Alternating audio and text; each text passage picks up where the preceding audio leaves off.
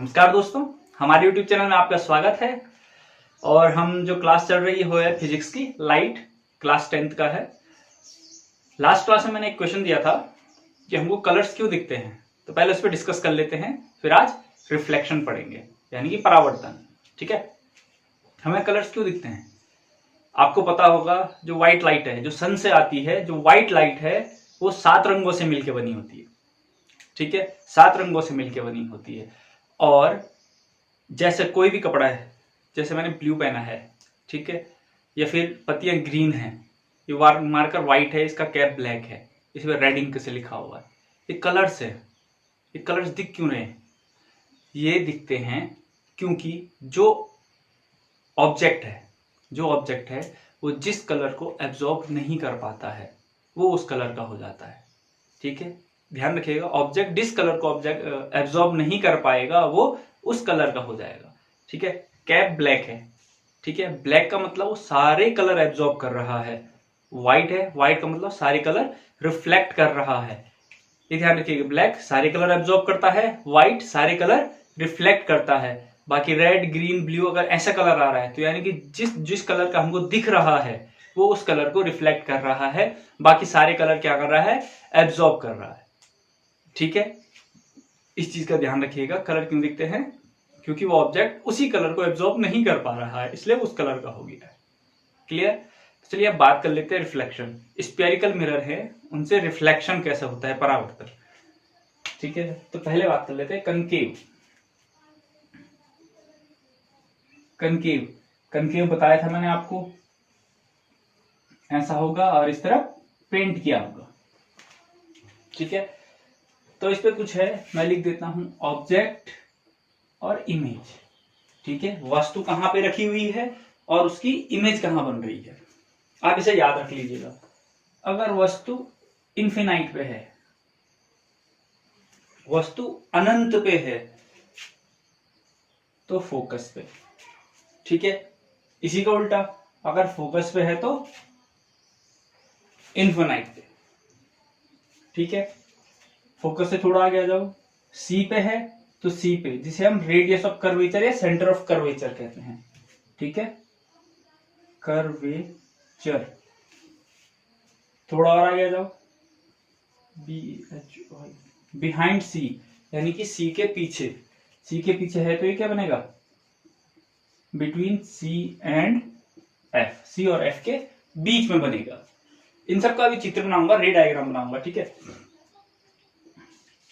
अगला है between C and F, ये यहां तो यहां, बिहाइंड सी, सी के पीछे बनेगा।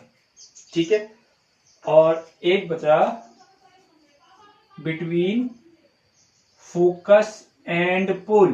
पोल और फोकस के बीच में होगा तो ये क्या बनेगा? बिहाइंड मिरर, यानी कि मिरर के पीछे बनेगा। अब आपको ये बता दूंगा कि इससे आकृति कैसे बनती है। आकृति ये पूछा जाता है, सीधी है, उल्टी है, ठीक है, इरेक्ट बोलते हैं, रियल है, वर्चुअल है, वो भी बता देंगे, यानी कि वास्तविक है या आभासी है, ये आपको अभी बता देंगे।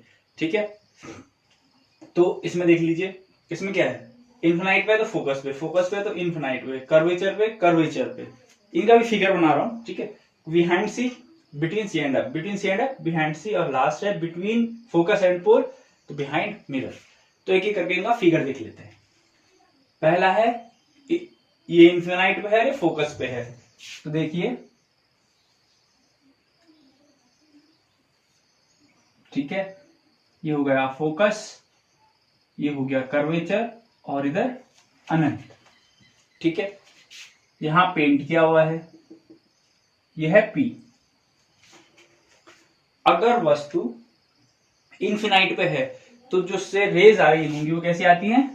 सीधी। कैसी आती हैं? सीधी। और टकरा के कहां जाएंगी?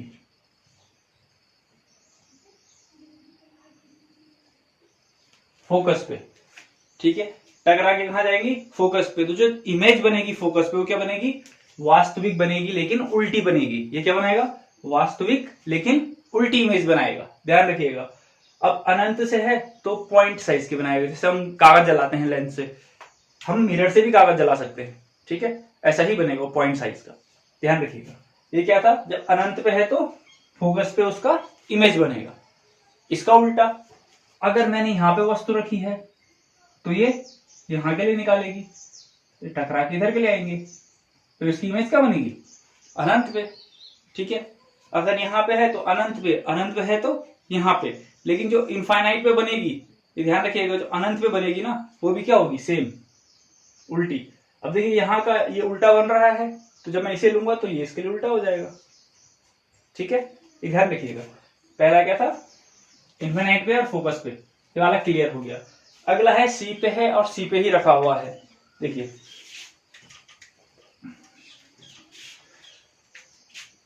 ये मिरर,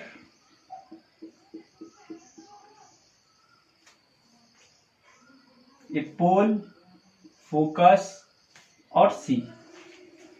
अगर मैं यहां पे कोई कैंडल रख देता हूं, कोई ऑब्जेक्ट रख दिया, तो ये टकरा के ऐसे आएगा और दूसरी लाइन फोकस से जाके यहां पे आएगी, ठीक है। क्या बना, ये। तो जो इसकी इमेज बनेगी वो कहां बनेगी, सी पे। देखिए उल्टी इमेज बनी है, ठीक है, इन्वर्टेड और रियल है, उल्टी है और रियल है, यानी कि वास्तविक है और इन्वर्टेड है, क्लियर। उतनी ही साइज की बनेगी। जब सी पे बोला जाए तो उसका उत्तर भी सी ही आएगा। इसे सेंटर ऑफ कर्वेचर कहते हैं। सेंटर ऑफ कर्वेचर पे होगा तो सेंटर ऑफ कर्वेचर पे ही उसकी इमेज बनेगी, उल्टी एंड रियल, ठीक है। जो हमारा ये है कनकेव दर्पण, ठीक है, ये क्या करता है, सारी की सारी रियल इमेज बनाता है, सारी की सारी उल्टी और रियल इमेज बनाता है, ठीक। ये सी पे था। अब बिहाइंड सी और बिटवीन सी का देख लेते हैं।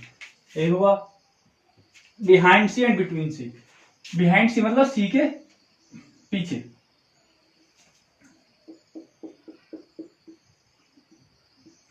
F C. अगर मैंने ऑब्जेक्ट बिहाइंड सी यानी कि यहां रखा हुआ है, ध्यान रखिएगा, वस्तु यहां रख दी, तो ये टकरा के हमेशा फोकस से आएगी, ठीक है। और ये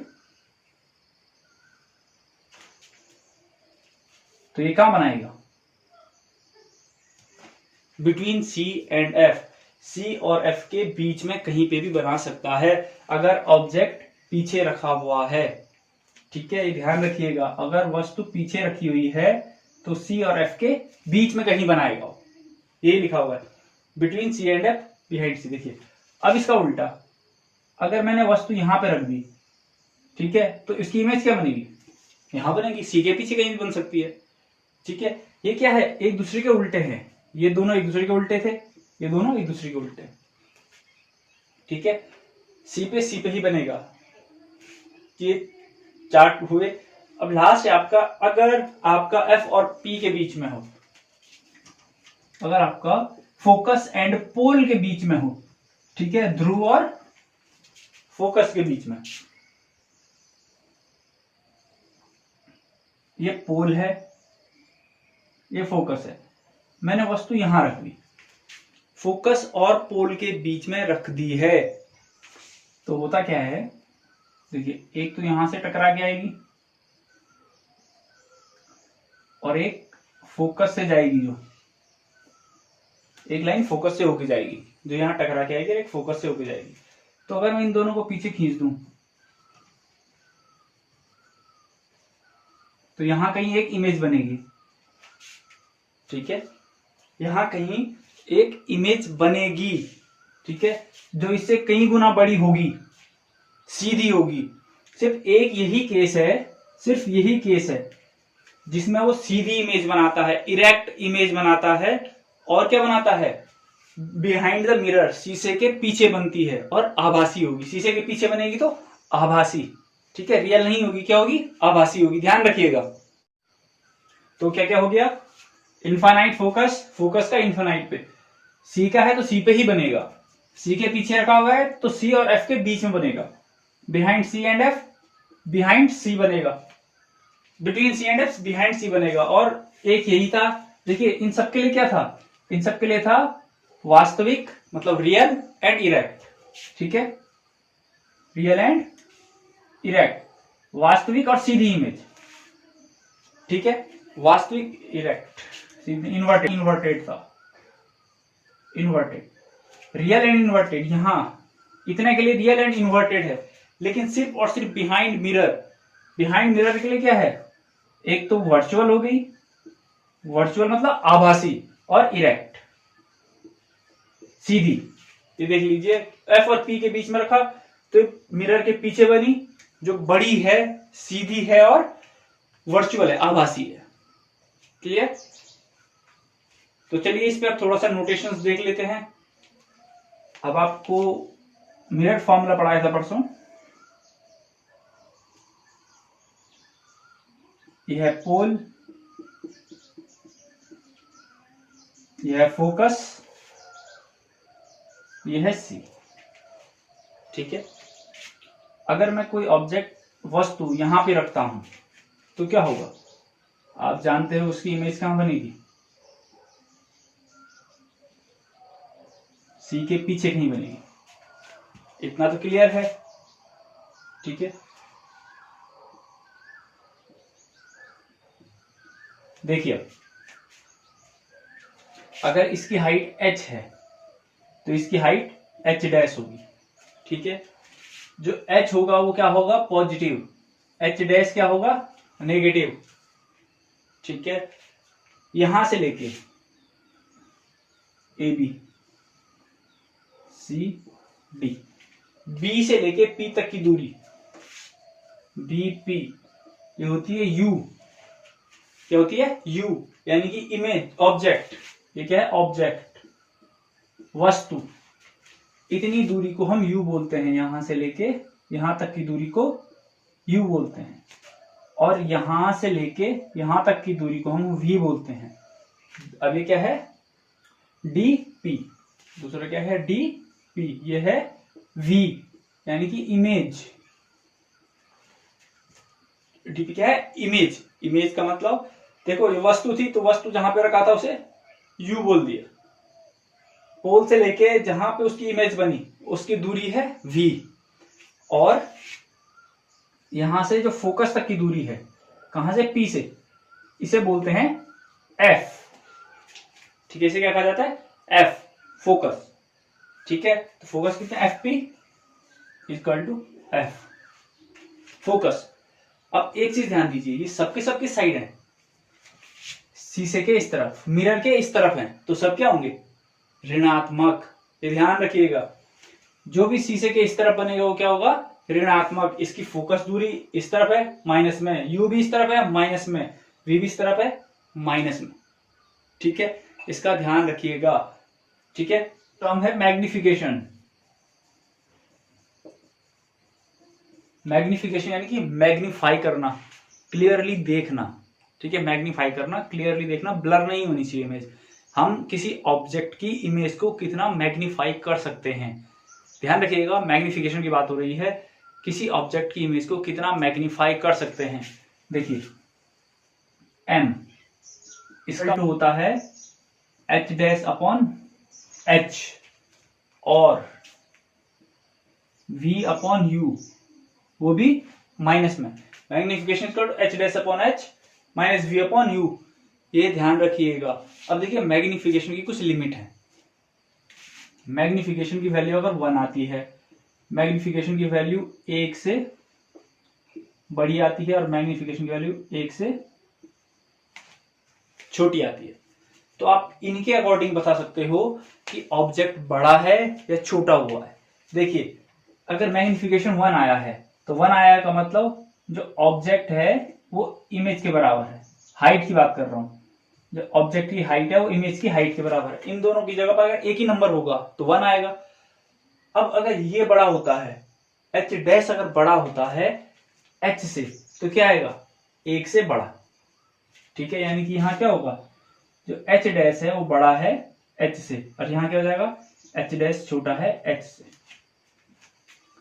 इनका मतलब क्या है, इसका मतलब यह है ऑब्जेक्ट और इमेज बराबर हाइट के थे। इसमें जो इमेज है वो बड़ी हाइट की बनी है, और इसमें इमेज छोटी हाइट की बनी है। देखिए ये बिग है, बिग इमेज, ये स्मॉल इमेज। और ये इक्वल, बराबर उतनी ही साइज की। ठीक है, ये वाली कंडीशन कब आती है? जब ऑब्जेक्ट सेंटर ऑफ कर्वेचर पे सी पे रखा हुआ हो तो उतना ही बनेगा। ठीक है, अब जैसे जैसे हम सेंटर के नजदीक जाते रहते हैं हमारी इमेज क्या होती है? दूर जाती रहती है। अभी जो बताया था ये वाला, जब मैं ऑब्जेक्ट को नजदीक नजदीक लाता रहूंगा फोकस तक, सिर्फ फोकस तक की बात कर रहा हूं, नजदीक नजदीक लाता रहूंगा तो जो इमेज है वो दूर जाती रहेगी। और दूर जाएगी का मतलब उसका साइज भी बड़ा होता रहेगा। जब फोकस पे थी तो छोटी थी, आप कागज जलाते हो तो उतना बड़ा सूरज थोड़ी दिखता है, एक पॉइंट दिखता है, वो पॉइंट कागज जला देता है। ठीक है, तो जब अनंत से आता है इनफाइनाइट तो फोकस पे होता है, लेकिन जैसे जैसे ऑब्जेक्ट नजदीक आता रहेगा ये इमेज दूर जाती रहेगी और दूर जाते जाते अपना साइज भी बड़ा करती रहेगी। इसका ध्यान रखिएगा। ठीक है, ये था आपका मैग्निफिकेशन। आप यहां से भी निकाल सकते हो और न्यूमेरिकल के टाइम पे आप यहां से भी निकाल सकते हो। क्लियर? चलिए आगे बढ़ते हैं, एक न्यूमेरिकल कर लेते हैं इस पे। ठीक है, अब आपको न्यूमेरिकल को देख के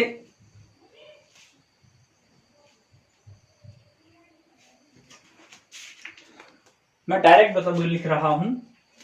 एक कनकेव मिरर है, ध्यान रखिएगा, कनकेव मिरर है। ठीक है, U बराबर है 15 सेंटीमीटर, फोकस है 10 सेंटीमीटर, तो हमें V निकालना है। U बराबर है 15 सेंटीमीटर, F बराबर है 10 सेंटीमीटर और V निकालना है। अब आप एक चीज देख लीजिए, आप इसको ओरली सॉल्व कर सकते हो। ठीक है, अगर आपको पूछ दिया कि जो इसकी इमेज है वो कहां पे बनेगी, ध्यान रखिएगा कहां पे बनेगी, तो आपको ये देखना है। देखिए ये इमेज है, ये फोकस है, फोकस से हम क्या निकाल सकते हैं? R यानी कि 20। ठीक है, ये कैसी बात हो रही है? देखिए यह है F, यह है C, ऑब्जेक्ट कहां रखा हुआ है? U बराबर 15। देखिए यहां से यहां तक की दूरी कितनी है? 10 सेंटीमीटर। तो और यहां से यहां तक की कर्वेचर तक की 20 सेंटीमीटर। तो ऑब्जेक्ट कहां रखा है? 15 सेंटीमीटर पे, यहां पे। ठीक है, ऑब्जेक्ट कहां रखा है? C और F के बीच में, तो इसकी इमेज कहां बनेगी? इमेज बनेगी इसकी C के पीछे। इमेज इसकी क्या बनेगी? C के बाद, यानी कि इसका आंसर 20 से बड़ा आएगा। इसका ध्यान रखिए। आप अगर ऑप्शन दिए हुए हैं तो आप ऑप्शन से डायरेक्ट चेक कर सकते हो, जिसका आंसर भी 20 से बड़ा होगा वो क्या होगा? आंसर होगा। अगर 2-3 ऑप्शन दे रखे हैं 20 से बड़े तो आपको सॉल्व करना पड़ेगा। सॉल्व करने के लिए क्या है, आपके पास क्या दिया हुआ था? लास्ट क्लास में मैंने मिरर फॉर्मूला पढ़ाया था, उसमें देखिएगा। अगर मैं फॉर्मूला लगाता हूं तो फॉर्मूले से कैसे सॉल्व होगा?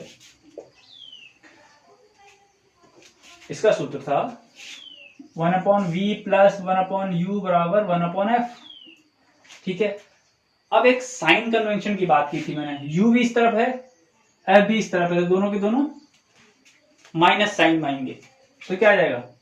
1/v माइनस 1/u की वैल्यू 15 इक्वल टू 1/10, वो भी माइनस का।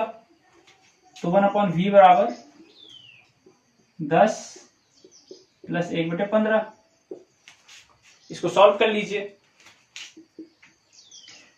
15 दूनी 30। ठीक है, 10 दूनी 30, 15 दूनी 30। तो यहां से कितना आ जाएगा? -1/30। 1/v इक्वल टू -1/30, तो v इक्वल टू माइनस का 30 सेंटीमीटर। अच्छा, v माइनस में क्यों आई? क्योंकि जो इमेज है वो भी इसी तरफ बन रही है। क्या हो रहा है? इमेज भी इसी साइड बन रही है, इसीलिए क्या हो रहा है? v भी माइनस में आया। और मैंने कहा था आपका 20 से बड़ा होगा, तो आपने चेक कर लिया, वो आंसर क्या है? 30। क्लियर? तो आपको न्यूमेरिकल ऐसे सॉल्व करना है। अगर ओरली सॉल्व हो सकता है तो ओरली कीजिए, अदरवाइज आपको ऐसे कैलकुलेशन करनी पड़ेगी। ठीक है, नेक्स्ट क्लास में हम रिफ्रैक्शन पढ़ेंगे। तब तक के लिए थैंक यू, कीप वॉचिंग।